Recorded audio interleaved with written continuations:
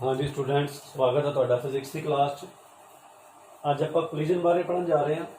Collision ਕੀ ਹੁੰਦਾ? ਦੇਖੋ, collision ਦੋ ਬੋਡੀਜ਼ ਦੇ ਵਿੱਚ ਇੰਟਰੈਕਸ਼ਨ ਹੈ। ਉਸ ਇੰਟਰੈਕਸ਼ਨ ਕਰਕੇ ਉਹਨਾਂ ਦੀ ਵੈਲੋਸਿਟੀ ਦੀ ਮੈਗਨੀਟਿਊਡ ਤੇ ਡਾਇਰੈਕਸ਼ਨ ਦੋਨੋਂ ਚੇਂਜ ਹੋ ਜਾਂਦੀਆਂ ਨੇ। ਠੀਕ ਹੈ। ਸੋ ਦੋ ਬੋਡੀ ਜਦੋਂ ਇੰਟਰੈਕਟ ਕਰਦੇ ਨੇ, ਕੋਲਾਈਡ ਕਰਦੇ ਨੇ, ਇੱਕ ਦੂਜੇ 'ਚ ਵੱਜਦੇ ਹੈ, ਉਹਨਾਂ ਦੀ ਵੈਲੋਸਿਟੀ ਦੀ ਡਾਇਰੈਕਸ਼ਨ ਤੇ ਮੈਗਨੀਟਿਊਡ ਜਦੋਂ ਚੇਂਜ ਹੋ ਜਾਂਦੇ ਉਸ ਨੂੰ ਕੋਲੀਜਨ ਕਿਹਾ ਜਾਂਦਾ। ठीक है। So collision is the interaction between two bodies due to which the direction and magnitude of velocity of the colliding bodies change. ਹੁਣ types of collision ਦੇ ਵਿੱਚ ਕੀ ਹੈ? 3 types of collisions ਹੈ। perfectly elastic collision ਪਹਿਲਾ type ਹੈ। ਇਹਦੇ ਵਿੱਚ ਕੀ ਹੁੰਦਾ? ਦੇਖੋ, ਜਿਹੜੀ ਕੋਲਾਈਡਿੰਗ ਬੋਡੀਜ਼ ਹੁੰਦੀਆਂ ਨੇ ਉਹਨਾਂ ਦੀ એનર્ਜੀ ਲਾਸ ਨਹੀਂ ਹੁੰਦਾ, ਨਾ ਹੀ ਉਹਨਾਂ ਦਾ ਲੀਨੀਅਰ ਮੋਮੈਂਟਮ ਲਾਸ ਹੁੰਦਾ। ਸੋ ਲੀਨੀਅਰ ਮੋਮੈਂਟਮ ਸਾਰੇ ਸਿਸਟਮ ਦਾ, ਮਤਲਬ ਕੋਲਾਈਡਿੰਗ ਬੋਡੀਜ਼ ਦਾ before collision and after collision, ਇਹ ਕੰਜ਼ਰਵ ਰਹਿੰਦਾ ਹੈ। ਉਸੇ ਤਰ੍ਹਾਂ ਕਨੈਟਿਕ ਐਨਰਜੀ ਬਿਫੋਰ ਕੋਲੀਜਨ ਤੇ ਆਫਟਰ ਕੋਲੀਜਨ ਵੀ ਕੰਜ਼ਰਵ ਰਹਿੰਦੀ ਹੈ ਤੇ ਇਹ ਚੇਂਜ ਨਹੀਂ ਹੁੰਦੀ। ਠੀਕ ਹੈ ਨਾ। So in this collision linear momentum and kinetic energy of the system remains conserve. ਐਸਾ ਕੋਲੀਜਨ ਆਮ ਤੌਰ ਤੇ ਵੇਖਣ ਨੂੰ ਆਪਾਂ ਨੂੰ ਨਹੀਂ ਮਿਲਦਾ। ਇਹ ਐਟੋਮਿਕ ਪਾਰਟੀਕਲਸ ਦੇ ਵਿੱਚ ਜਿਹੜਾ ਕੋਲੀਜਨ ਹੁੰਦੇ ਨੇ ਉਹ ਇਸ ਤਰ੍ਹਾਂ ਦੇ ਕੋਲੀਜਨ ਹੁੰਦੇ ਨੇ ਜਿਹਦੇ ਵਿੱਚ ਕਨੈਟਿਕ ਐਨਰਜੀ ਵੀ ਕੰਜ਼ਰਵ ਰਹਿੰਦੀ ਹੈ ਤੇ ਸਾਰਾ ਲੀਨੀਅਰ ਮੋਮੈਂਟਮ ਵੀ ਕੰਜ਼ਰਵ ਰਹਿੰਦਾ। ਠੀਕ ਹੈ। ਸੋ ਪਰਫੈਕਟਲੀ ਜਿਹੜੇ ਨੇ ਇਲਾਸਟਿਕ ਕੋਲੀਜਨ ਉਹੀ ਹੁੰਦੇ ਨੇ। ਹੁਣ ਦੇਖੋ, ਇਨ ਇਲਾਸਟਿਕ ਕੋਲੀਜਨ ਕੀ ਹੈ? ਦੇਖੋ, ਐਸੇ ਕੋਲੀਜਨ ਜਿਹੜੇ ਨੇ ਉਹਨਾਂ ਵਿੱਚ ਲੀਨੀਅਰ ਮੋਮੈਂਟਮ ਤਾਂ ਕੰਜ਼ਰਵ ਰਹਿੰਦਾ ਹੈ ਸਿਸਟਮ ਦਾ, ਪਰ ਕਨੈਟਿਕ ਐਨਰਜੀ ਜਿਹੜੀ ਹੈ ਕੰਜ਼ਰਵ ਨਹੀਂ ਰਹਿੰਦੀ। ਉਹ ਕਨੈਟਿਕ ਐਨਰਜੀ ਕਿਉਂ ਨਹੀਂ ਕੰਜ਼ਰਵ ਰਹਿੰਦੀ? ਕਿਉਂਕਿ ਕਨੈਟਿਕ ਐਨਰਜੀ ਕਨਵਰਟ ਹੋ ਜਾਂਦੀ ਕਿਸੇ ਹੋਰ ਐਨਰਜੀ ਦੇ ਵਿੱਚ, ਜਿਵੇਂ ਸਾਊਂਡ ਐਨਰਜੀ ਦੇ ਵਿੱਚ, ਲਾਈਟ ਐਨਰਜੀ ਦੇ ਵਿੱਚ।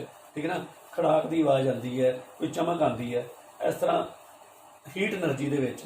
ਠੀਕ ਹੈ। ਸੋ ਅਲੱਗ-ਅਲੱਗ ਟਾਈਪਸ ਦੀ ਐਨਰਜੀ ਵਿੱਚ ਕਨਵਰਟ ਹੋ ਜਾਂਦੀ ਹੈ, ਤਾਂ ਕਰਕੇ ਕਨੈਟਿਕ ਐਨਰਜੀ ਕੰਜ਼ਰਵ ਨਹੀਂ ਰਹਿੰਦੀ। ਠੀਕ ਹੈ।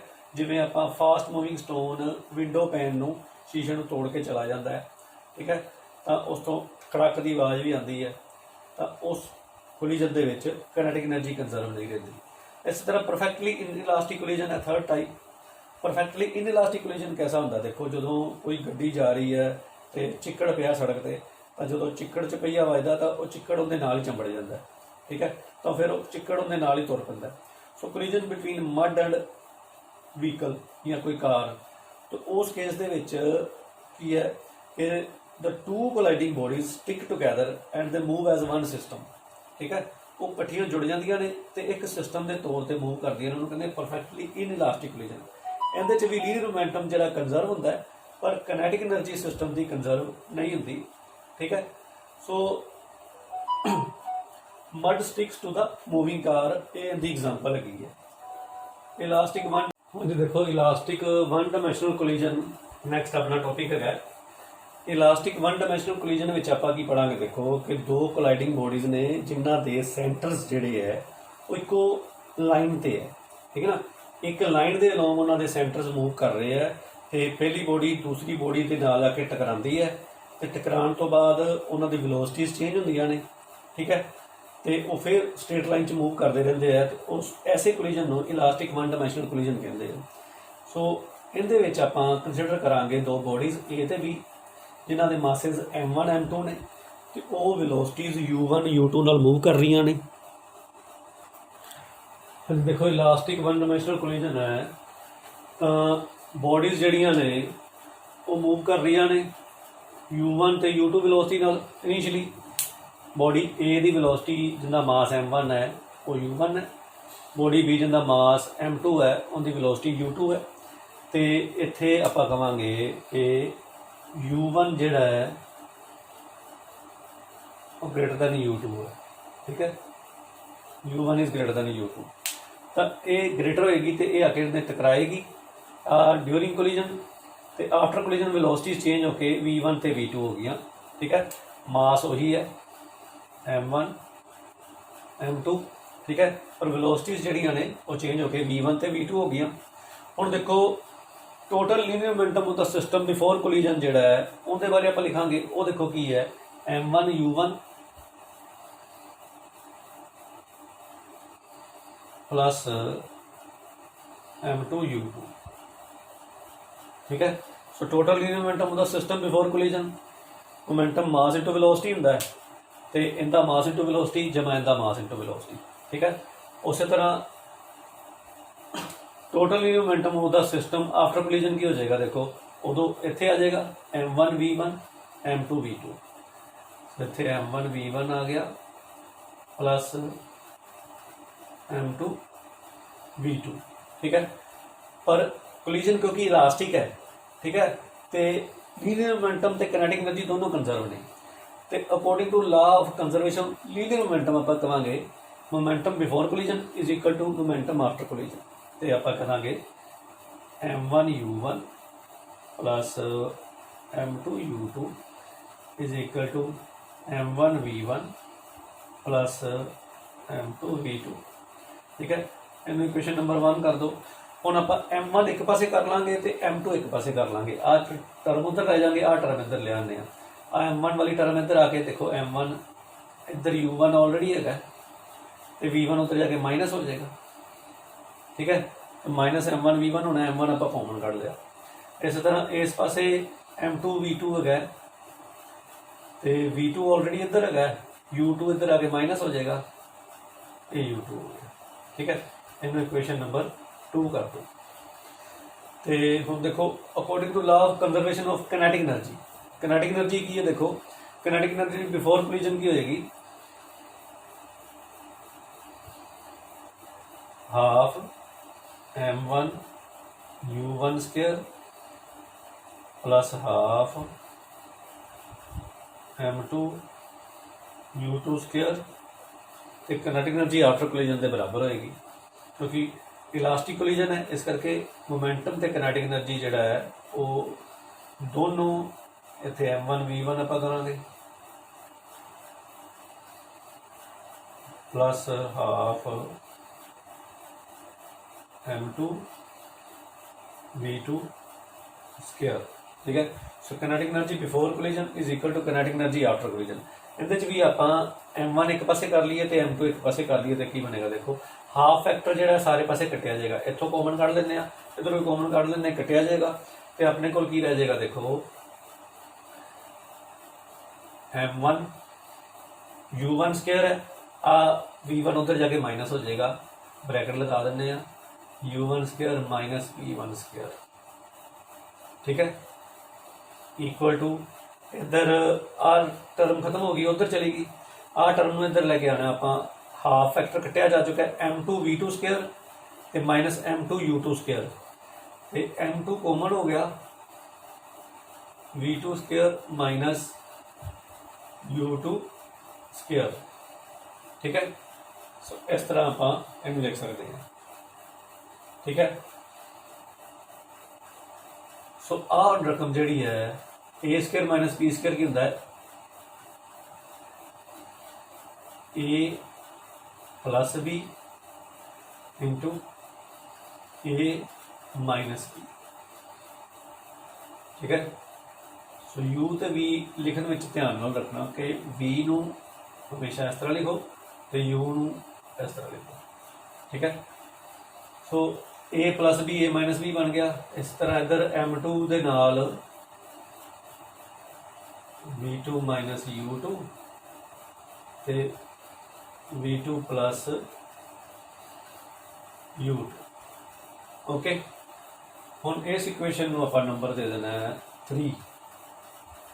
हुण देखो अपने को 2 नंबर इक्वेशन है तो 3 डिवाइड बाय 2 कर दी आप, 3 डिवाइड बाय 2 करिए तो अपने को की आ जाएगा, देखो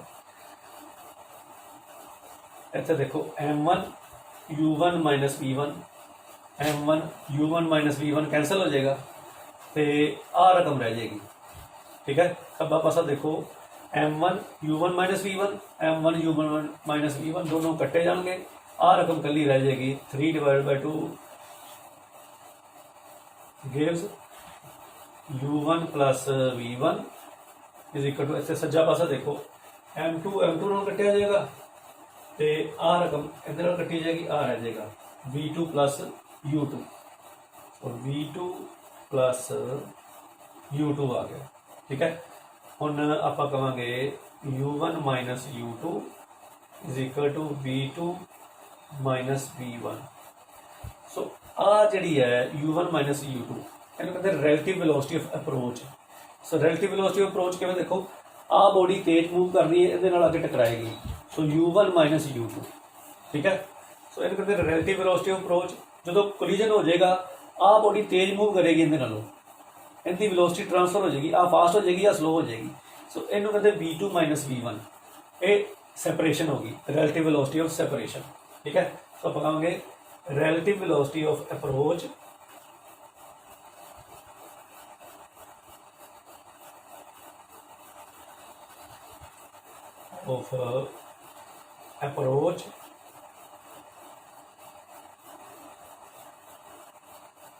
is equal to relative velocity of separation, ठीक है। तो relative velocity of approach is equal to relative velocity of separation ਆਪਾਂ ਇਹ ਕਹਿ ਦਾਂਗੇ। हाँ जी, देखो आप जी relative velocity of approach equal to relative velocity of separation, इस इक्वेशन में आप नैक्सट नंबर देता, ठीक है ना। थर्ड इक्वेशन आ सी, फोर्थ इक्वेशन बन गई। हुण इत्थों देखो v2 की वैल्यू की बनती है, आप वेलोसिटीज़ आ जी v1 v2 वेलोसिटीज़ ने इनकी कैलकुलेशन करांगे। इत्थों देखो v2 की वैल्यू की बनी फ्रॉम इक्वेशन 4,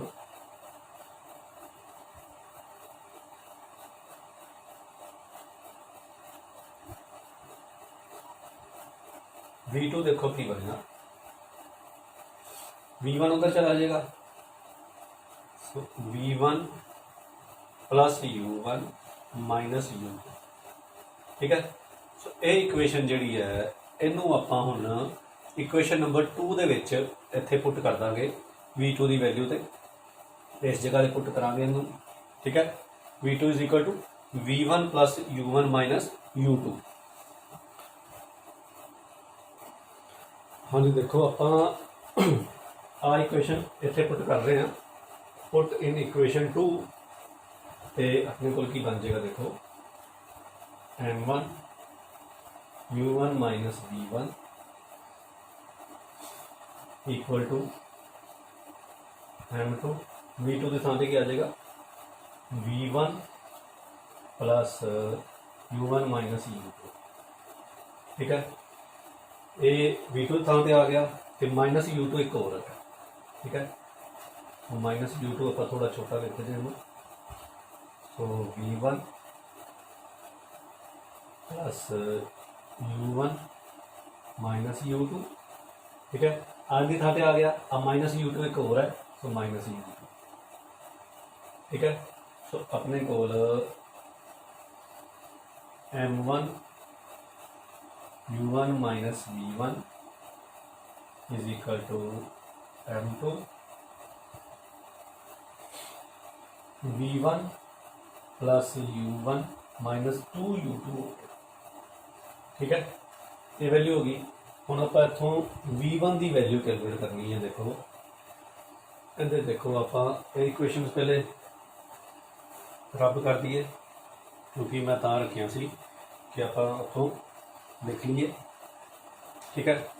हुण देखो आप v2 जिहड़ा इलीमीनेट करता, v2 इलीमीनेट करता तो v1 रह गया, इस इक्वेशन च v2 नहीं है, तो v1 आप उनकी वैल्यू कैलकुलेट करांगे। इत्थे देखो v1 वाली रकम एक पासे कर लांगे, आप फिर खोल लांगे, आप m1 u1 minus m1 v1 equal to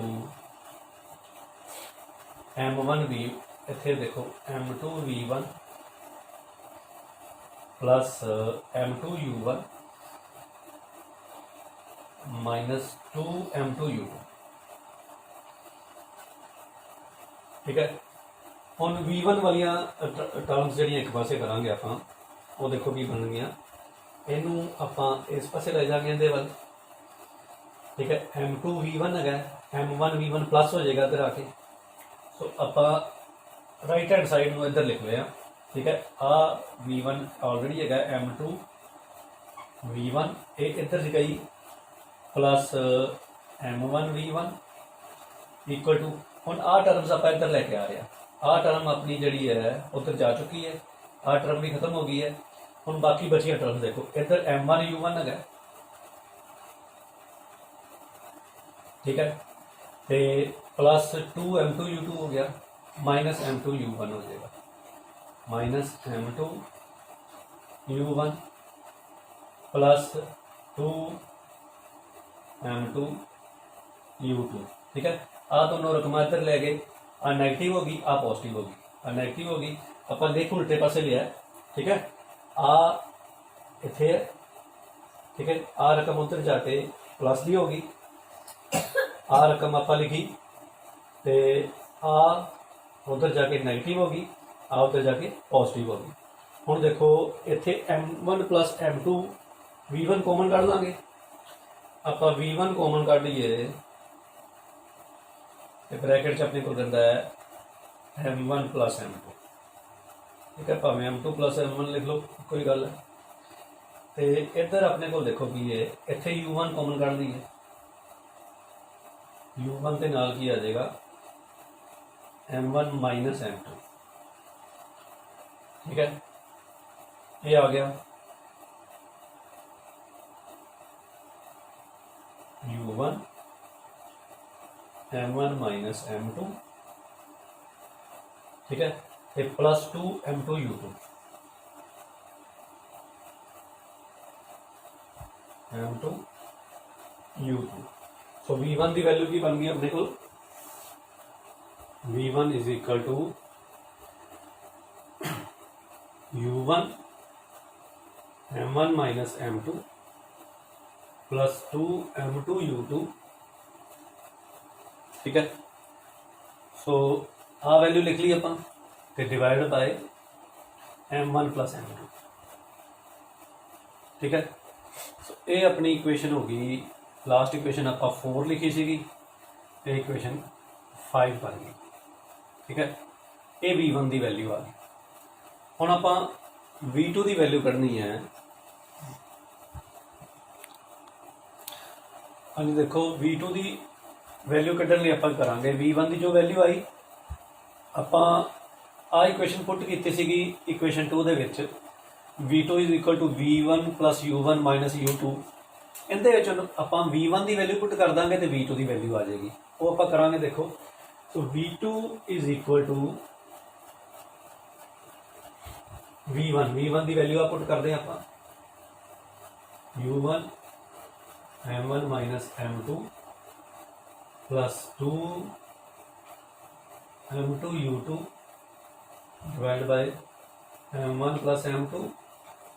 ठीक है, ये नाल plus u1 minus u2 plus u1 minus u2। ठीक है, हुण इहनूं सिंपलीफाई आपां करना। देखो अपना एलसीएम m1 प्लस m2 बन गया, तो इतने कंसनट्रेशन वाला सारा काम करने वाला है। देखो एलसीएम m1 प्लस m2 बन गया, ये आप एलसीएम लिख लांगे m1 प्लस m2। ठीक है, आ जी टर्म है ये ऐसा चलेगी, इधर देखो u1 m1 minus m2 plus 2m2u2। ठीक है, हुण देखो ये रकम के नाल m1 प्लस m2 आ जाएगा, आप प्लस m1 प्लस m2 ते नाल आ लिख दें। ठीक है, बाद च सॉल्व कर लें तो u1 माइनस u2 हो गया। चलो इतने आप लिख लेंगे। ठीक है, सो ये रकम बन गई अपनी, इनू आप सिंपलीफाई करना। हम देखो सो v2 इतना देखो आप पहले इनू सॉल्व कर लीए। ठीक है, तो इनू भी आप ब्रैकेट खोल लें सारिया। ठीक है, तो आप ब्रैकेट्स खोल लें तो m1u1 माइनस m2u1। ठीक है, m1u1 minus m2u1 plus 2m2u2। हम इनू आप खोलना। ठीक है, आप अगे लिख लेंगे इनू plus m1u1 minus m2u1 minus m1u2। ठीक है, हाँ देखो m1u1 फिर इनू इंटर मल्टीप्लाई किया माइनस m1u2 आ गया। ठीक है, हुण m2u1 प्लस का आ जाएगा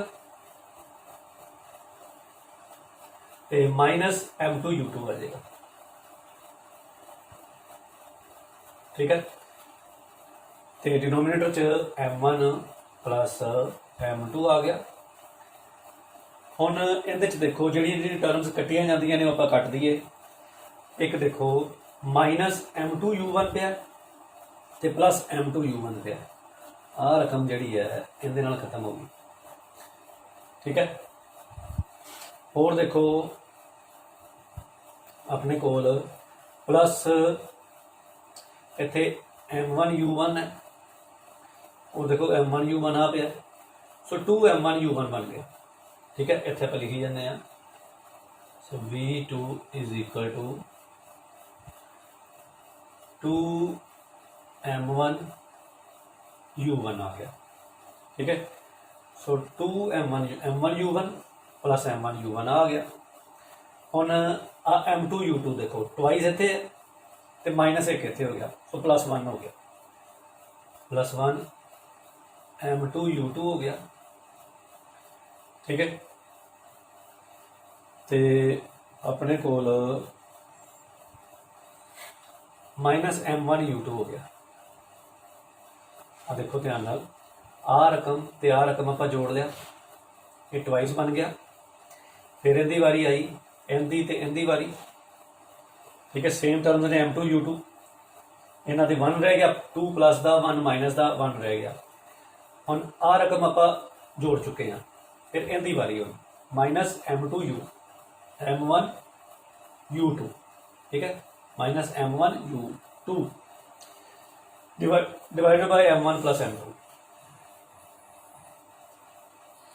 ठीक है, तो अपने को v2 की वैल्यू कितनी आ गई देखो,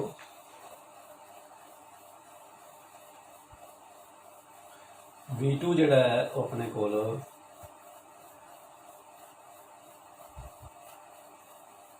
v2 की वैल्यू अपने को आ गई। अच्छा देखो इन्हां विच u2 कॉमन निकल आएगा, 2m1u1 प्लस u2 ते नाल आ गया m2 माइनस m1 ते divide by m1 plus m2। Equation की खूबसूरती देखो तुसी, जिहड़ी v1 की वैल्यू है उहदे नाल कंपेयर करो। देखो u1 m1 minus m2, u2 m2 minus m1, 2 m2u2 2 m1u1। ठीक है, सो इहदे नाल ही जिथे 1 है उत्थे 2 हो गया, जिथे 1 है उत्थे 2 हो गया, रकम उस तरह की है। ठीक है, सो इनू इक्वेशन नंबर 6 आप दे दें। ये इक्वेशन अपनी आ गई v2 की वैल्यू। ठीक है, सो ये वेलोसिटी v1 ते v2 अपने को आ गई। हुण आपां स्पैशल केसेस करांगे इहदे। हम देखो स्पैशल केसेस विच आपां मन के चलते हैं, सो स्पैशल केस है अपना, उहदे विच m1 बराबर m2 बराबर m मान लो। ठीक है ना, दोनों बॉडीज़ का मास बराबर है। जो दोनों बॉडीज़ का मास बराबर है उदों इक्वेशन v1 की वैल्यू देखो की बनती है, मतलब दोनों बॉडीज़ इक्वल मास दी आके टकराण, तो उस केस वैसे तो वेलोसिटीज़ आप कढ़ दी 5 ते 6 इक्वेशन आपां नूं वेलोसिटीज़ दिंदियां ने सैपरेशन की, भी आ इन्नी वेलोसिटी नाल चलेगी, आ इन्नी वेलोसिटी नाल चलेगी आफ्टर कोलिजन। पर जो इक्वल मास दी बॉडीज़ होंदियां तो उदों की हुंदा देखो, when m1 is equal to m2 equal to m। ठीक है ना, then v1 is equal to की बनेगी। देखो इक्वेशन 5 च आपां पुट करिए, u1 इत्थे भी m भर दो, इत्थे भी m भर दो, m minus m plus 2 mu2। ठीक है, बटे च की आ गया m प्लस m। सो v1 की बन गया अपने को आ 0 हो गया, 2mu2 हो गया डिवाइड बाय 2m, ठीक है। 2m कैंसिल हो जाएगा, सो v1 इक्वल टू u2 हो गया, ठीक है। आ देखो, सो मतलब कहने का की है कि जी फस्ट बॉडी की वेलोसिटी सीगी, जी सैकेंड बॉडी की वेलोसिटी इत्थे वो फस्ट दी होगी, ठीक है। मतलब बी बॉडी जिस वेलोसिटी नाल चल रही सीगी वो वेलोसिटी ए नूं मिल जाएगी जो सेम मास दी बॉडीज कोलाइड करनगियां इलास्टिक वन डायमेंशनल कोलिजन दे विच। सो v1 जिहड़ा है वो u2 के बराबर हो गया। इस तरह आप इक्वेशन 6 च पुट करिए, put m1 equal to m2 equal to m in equation 6 विच पुट करिए तो v2 की वैल्यू की बनेगी, देखो v2 equal to 2mu1 plus u2 m minus m divide by m plus m,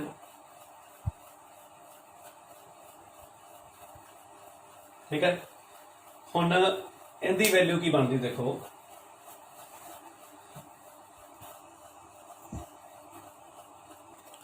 अच्छा देखो v2 की वैल्यू की बन जाएगी, देखो सो v2 is equal to 2mu1 और 0 हो गया, m माइनस m 0 हो जाएगा divide by m plus m 2m खत्म हो जाएगा तो v2 इक्वल टू u1 बन गया। सो इन्होंने दोनों तो देखो की पता चलता है कि v1 u2 हो गया तो v2 u1 हो गया। पहली बॉडी की वेलोसिटी दूजी नूं मिल गई तो दूजी बॉडी की वेलोसिटी पहली नूं मिल गई, ठीक है। So if the two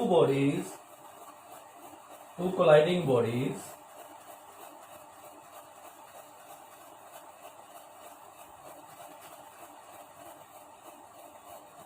in elastic one dimensional collision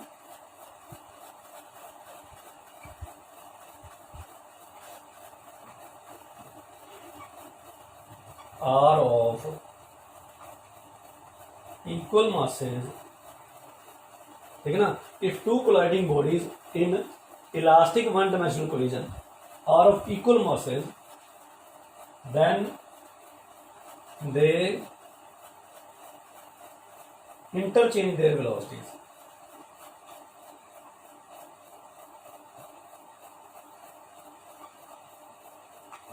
their velocities after collision, ठीक है। तो अपना कोलिजन तो बाद वेलोसिटी जड़ियां ने वो इंटरचेंज कर लेंगी, so they interchange the velocities after collision. देखो स्पेशल केस 2 विच की है, जे मान लो u2 0 है, मतलब बॉडी बी रेस्ट से है, तो उस केस दे विच वेलोसिटीज की बननगियां, v2 की वैल्यू आ सीगी ते v2 की वैल्यू v1 आ सीगा ते v2 आ सीगा अपने को, ठीक है। सो आपां u2 इक्वल टू 0 पुट करते हैं v1 की वैल्यू च, तो v1 देखते हैं कि आती when second body is at rest. ये स्पेशल केस अपना 2 है कि when second body is at rest और body B is at rest. So if body B is at rest then v1 is equal to 2m2 u2 थां ते की आ जाएगा 0, ठीक है। सो u2 थां ते आपां 0 पुट कर देंगे plus u1 m1 minus m2 divide by m1 plus m2। So v1 अपने को बन गया u1 0 हो गया m1 minus m2 divide by m1 plus m2, ठीक है। ये वैल्यू आ गई अपने को, अपन इक्वेशन नंबर 7 दे दिए। इस तरह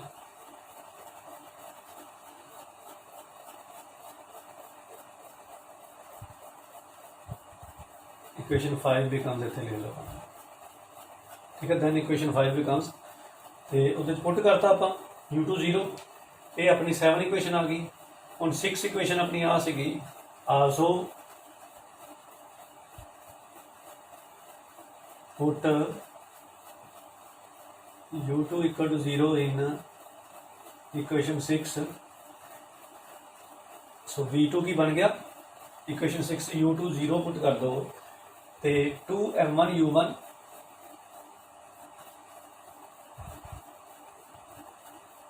प्लस आ 0 हो गया, ठीक है ना। 0 into m1 minus m2 minus m1, ठीक है, divide by m1 plus m2। So v2 की वैल्यू अपने को बन गई 2m1 u1 divide bye m1 plus m2। ਇਹਨੂੰ ਇਕੁਏਸ਼ਨ ਨੰਬਰ 8 ਦੇ ਦਿਓ ਤੁਸੀਂ, ਠੀਕ ਹੈ। ਸੋ ਇਹ v1 ਤੇ v2 ਦੀ ਵੈਲਿਊਜ਼ ਆਪਣੇ ਕੋਲ ਆ ਗਈਆਂ। ਹੁਣ ਦੇਖੋ ਆਪਾਂ ਸਪੈਸ਼ਲ ਸਬ ਕੇਸ ਕਰਨ ਲੱਗੇ ਹਾਂ। ਜਿਹੜਾ ਸੈਕਿੰਡ ਸਪੈਸ਼ਲ ਕੇਸ ਹੈ ਇਹਦੇ ਚ ਸੈਕਿੰਡ ਬੋਡੀ ਰੈਸਟ ਤੇ ਸੀਗੀ ਤੇ ਆਪਣੇ ਕੋਲ ਆਹ ਵੈਲੋਸਿਟੀਜ਼ ਆਈਆਂ। ਹੁਣ ਆਪਾਂ ਕਹਿ ਰਹੇ ਹਾਂ ਕਿ b ਰੈਸਟ ਤੇ ਹੈ ਪਰ ਦੋਨੋਂ ਬੋਡੀਜ਼ ਦਾ ਮਾਸ ਵੀ ਬਰਾਬਰ ਹੈ, ਠੀਕ ਹੈ, ਜਿਵੇਂ ਪਹਿਲੇ ਕੇਸ 'ਚ ਆਪਾਂ ਕੀਤਾ ਸੀਗਾ। So b is at rest and m1 equal to m2 ये स्पेशल सब केस हो गया। इहदे च देखो की है, सो पुट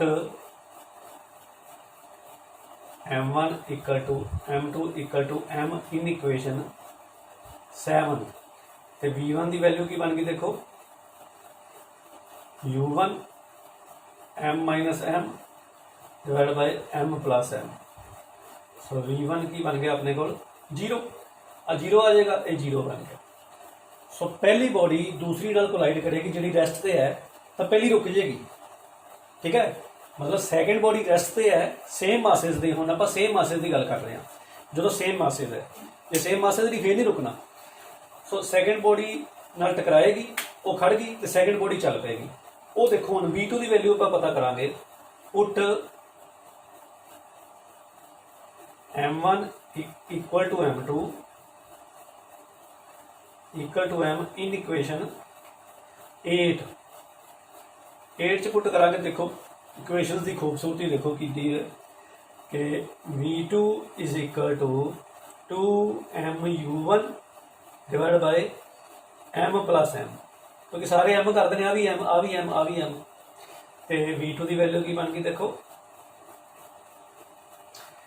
इत्थे 2 इनू इत्थे कर लीए देखो 2m u1 divide bye 2m खत्म हो जाएगा तो ये u1 के बराबर बन गया।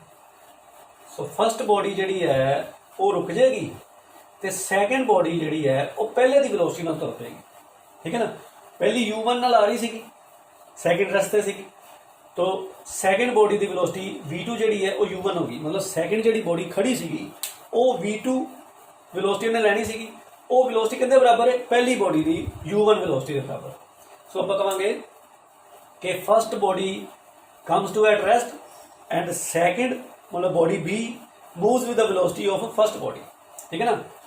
So then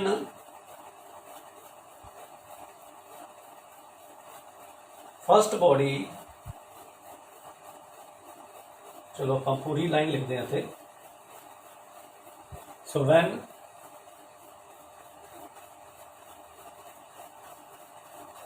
body B is at rest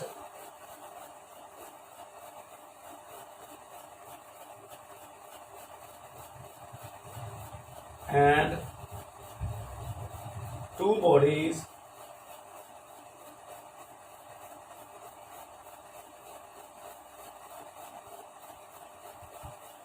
are of equal masses, ठीक है। आप आगे लिख लेंगे। देखो then when bodies B is rest, when body B is at rest and two bodies are of equal masses, then after collision body A comes to rest and body B moves with the velocity of body A, ठीक है ना। Body B ए की velocity move करेगी। हुण second सब case है कि M1 बहुत वड्डा है M2 तो, M1 बहुत ज़्यादा है, मतलब जिवें 200 किलो की चीज़ 1 किलो की चीज़ नाल आके टकरावे, ठीक है ना। सो 200 किलो की चीज़ 1-2 किलो की चीज़ नाल टकरा के तो उदों की होएगा, देखो उदों आपां M2 नूं इत्थे देखो then V1 is equal to, हुण देखो using equation 7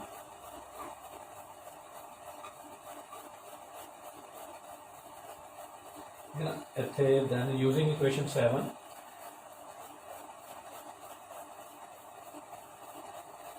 V1 is equal to की बन जाएगा U1 M1 माइनस M2, क्योंकि M1 बहुत वड्डा है, 200 जो घटावांगे तो 199 कोई खास फर्क नहीं पैना, तो तां करके इन्हों निगलैक्ट कर देना, ठीक है, क्योंकि M1 बहुत वड्डा है। डिनोमीनेटर दे विच M1 प्लस M2 कोई फर्क नहीं पैना, ये M1 ही लिख देंगे। सो V1 किसके बराबर बन जाएगा U1 के, मतलब पहली बॉडी जिहड़ी है जिंदा मास बहुत ज़्यादा है वो अपनी वेलोसिटी नाल ही चलती रहेगी, ठीक है ना। V1 U1 के बराबर, मतलब जिस वेलोसिटी नाल पहली बॉडी आई है वो उस वेलोसिटी नाल ही मूव करती रहेगी, क्योंकि V1 U1 के बराबर ही रहा, ठीक है। तो हुण आपां इक्वेशन 8 देखिए, V2 की वैल्यू की बनती है। सो पुट यूजिंग इक्वेशन 8 करिए हम आप देखें, यूजिंग इक्वेशन 8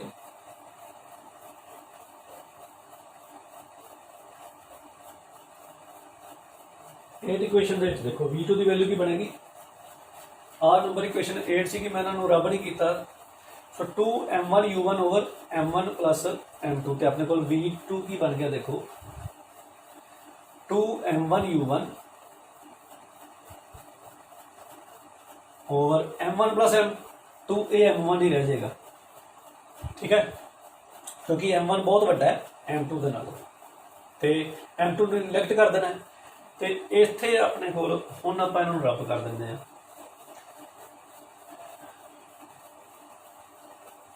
ठीक है। हुण देखो M1 कैंसल हो गया तो V2 जिहड़ा है वो ट्वाइस U1 हो गया।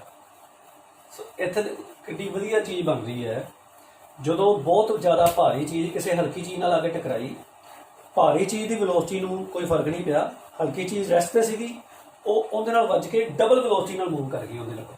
सो V2 बिकम्स 2U1, ठीक है ना। V2 जिहड़ी है वो ट्वाइस होगी U1 दे, मतलब जिस वेलोसिटी नाल कोई चीज़ आके वजी, हैवी चीज़ हल्की दे, हैवी की वेलोसिटी दे डबल नाल हल्की चीज़ मूव कर गई अगे नूं, तो हैवी नूं कोई फर्क नहीं पिया, वो उस वेलोसिटी नाल चलदी रही, ठीक है ना। सो लाइटर चीज़ डबल वेलोसिटी नाल मूव कर जाएगी। हुण स्पैशल सब केस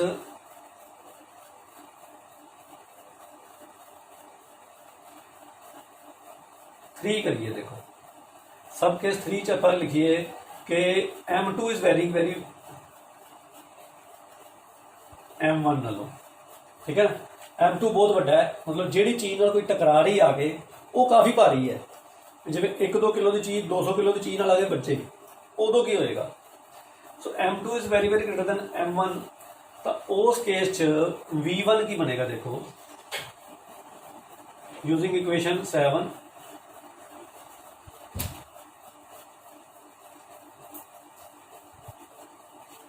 अपने कोल इक्वेशन 7 आप यूज करांगे, V1 की बने देखो M2 काफ़ी हैवी है, ठीक है, तो अपने कोल M1 माइनस M2 सीगा इक्वेशन 7, ठीक है, तो ये बन गया U1, M1 निगलैक्ट हो जाएगा तो माइनस M2 रह जाएगा, ठीक है। So divided by M1 minus M1 plus M2 है, इत्थे M2 रह जाएगा, ठीक है। सो अपने को इक्वेशन सीगी U1 M1 minus M2 over M1 plus M2, ठीक है। M1 आप खत्म करता तो अपने को आ चीज़ रह गई, तो V1 की बन गया, देखो M2 कैंसल हो जाएगा, माइनस U1 बन गया। माइनस U1 का मतलब हैवी चीज़ नाल टकराई जो भारी चीज़ आके ਤਾਂ ਉਹ ਉਸੇ ਵੈਲੋਸਿਟੀ ਨਾਲ ਪਿੱਛੇ ਮੁੜ ਗਈ। ਠੀਕ ਹੈ ਨਾ। ਇਲਾਸਟਿਕ ਕੋਲੀਜਨ 'ਚ ਜਿਵੇਂ ਆਪਾਂ ਕਹੀਏ ਬॉल ਕੰਧ ਨਾਲ ਟਕਰਾਉਂਦੀ ਹੈ ਤਾਂ ਉਸੇ ਗਤੀ ਨਾਲ ਪਿੱਛੇ ਮੁੜ ਜਾਂਦੀ ਹੈ। ਠੀਕ ਹੈ, ਕਿਉਂਕਿ ਕੰਧ ਬਹੁਤ ਭਾਰੀ ਹੈ ਉਹਦੇ ਮੁਕਾਬਲੇ, ਰੈਸਟ ਤੇ ਹੈ, ਤਾਂ ਬॉल ਟਕਰਾਈ ਉਸੇ ਵੈਲੋਸਿਟੀ ਨਾਲ ਵਾਪਸ ਮੁੜ ਗਈ। ਸੋ v1 ਜਿਹੜੀ ਹੈ after collision velocity of first body equal to the negative of the velocity of the first body. First body ਦੀ ਵੈਲੋਸਿਟੀ ਨੈਗੇਟਿਵ ਹੋ ਗਈ, ਮਤਲਬ ਉਸੇ ਵੈਲੋਸਿਟੀ ਨਾਲ ਵਾਪਸ ਮੁੜੇ। ਠੀਕ ਹੈ ਨਾ। ਸੋ ਆਪਾਂ ਕਹਾਂਗੇ body A rebounds with same velocity। ठीक है।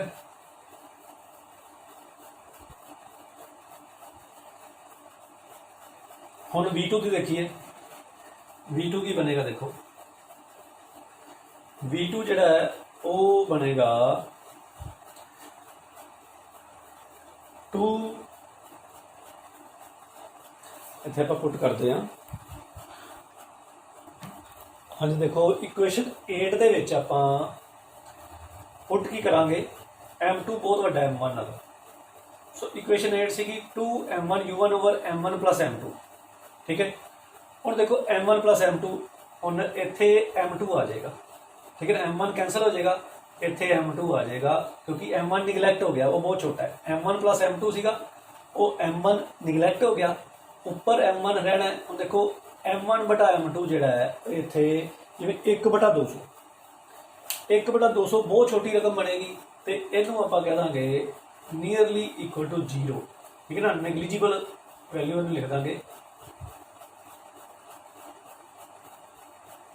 नेगलीजिबल है वैल्यू है। सो तां करके V2 is nearly equal to 0 ही हो जाएगी। ठीक है ना।